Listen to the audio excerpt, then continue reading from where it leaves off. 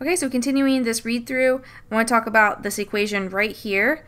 So just as a reminder, this is a read through of the famous foundational paper on generalized linear models, and the link to this paper and this complete playlist will be provided in the description of this video. But this is a really short little discussion about this equation right here. It's relatively straightforward. You'll see here they didn't include what they're summing over. So we're supposing that it was obvious, but I would like to clarify that this first sum is over j, and this second sum is over k. So I wrote that on my blackboard here. Okay, so I wrote it in blue so that you would see that that's slightly different than what they have in the paper, but that's I believe the intended meaning.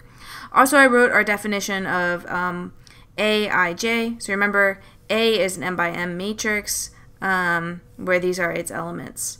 Okay, so first I'm going to go ahead and let's start with A times beta I. I just want to start by first thinking through what that is. So if you remember how to do matrix multiplication, so say you have an m by m matrix multiplied by an m by 1 vector, you would take this, whatever's here, and multiply it by this one, and then you would add it to whatever's here and multiply by this one, whatever's here and multiply by this one, and that's basically how you're seeing this sum. Okay, so this first relationship, this is just what matrix multiplication is, right? And we end up with a m by 1 vector. So what this sum is just one of these pieces of that m by 1 vector. Okay, so just as a reminder, that's just basically matrix multiplication. So now what goes on for the second piece is a little bit more complicated, but it's just plug and chug. So let's plug in Aij.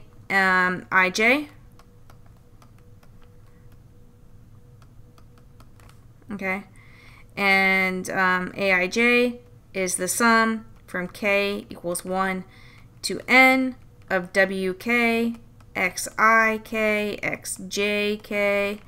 Okay, and then I want to multiply that by beta j. Alright, so then I'm going to just use my property of sums. So this, let's see, I can rearrange my sum. I'm going to have summing over k first. Okay, and then wk does not rely on j, so it can actually come out of that sum. Xik also does not depend on j, so it can come out of the sum.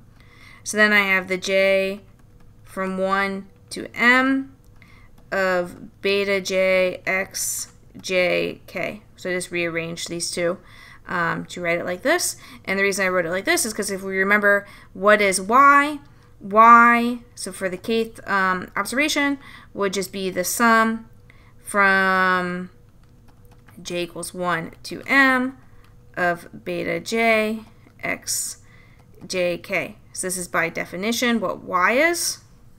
Okay, so if you go back to our paper, if you're like, where did that come from? Go up here, section 1.2, there it is. There's that definition of what y is. Okay, and then go ahead and plug that in.